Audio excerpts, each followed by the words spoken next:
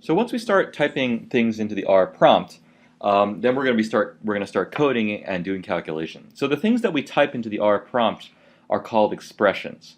So for example, the symbol which looks like a left-hand arrow and is actually the less than symbol followed by a hyphen, this is what's called the assignment operator.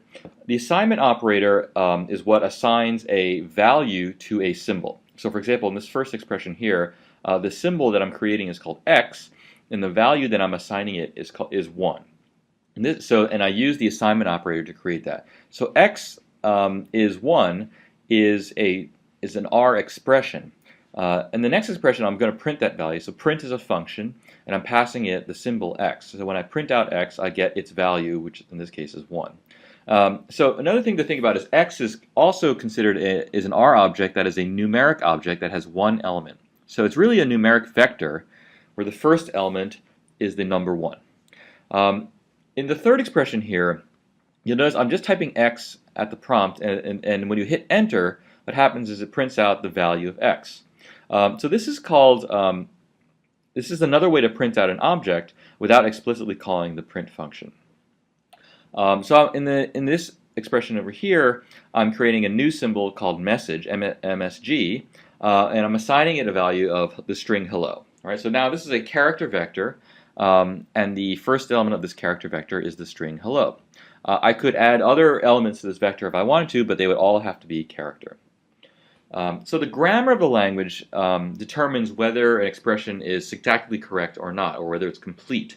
So for example, if I just type x followed by the assignment operator and I don't type anything else, that's not a complete expression. And so when I hit enter, nothing will happen because it's waiting for the expression to be completed. The other thing I've got here is this hash symbol here. So this hash symbol here it indicates that everything to the right of that is a comment.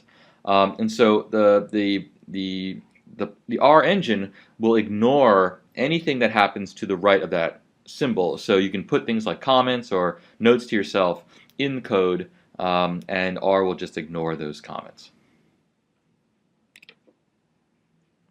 So once you've typed in a syntactically valid and complete expression at the prompt, when you hit enter, what happens is that the expression is evaluated by the R engine. And the result of that evaluated expression is then returned. And so sometimes when you evaluate an expression, nothing happens because there's nothing to really show.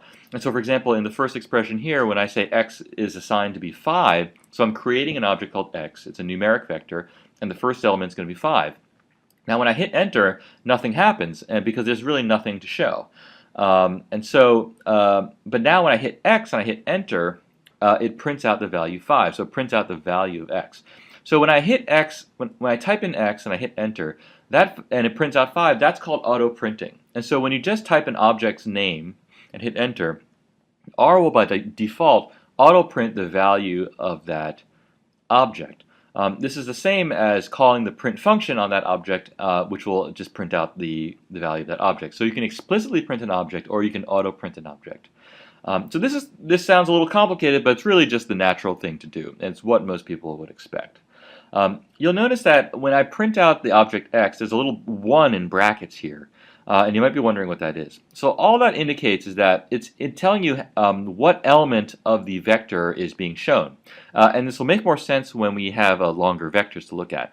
But all this is saying is that the number 5 that you're seeing there is the first element of the vector. So for printing, you'll see that here I'm creating an object called x, and it's the sequence 1 to 20. So the colon operator here that I've used is what's used to create a sequence. So when I say 1:20, that creates a sequence of 1, 2, 3, all the way up to 20. So now when I auto print x in this case, you'll see I've got a much longer vector here. In this case, this is an integer vector. And you'll see that the first line of the printout has a 1 next to it because that's the first element, and then the second line has a 16 in brackets because that's the first element of that line is the 16th element of this vector. So it's all kind of straightforward, but just that's how the printout works.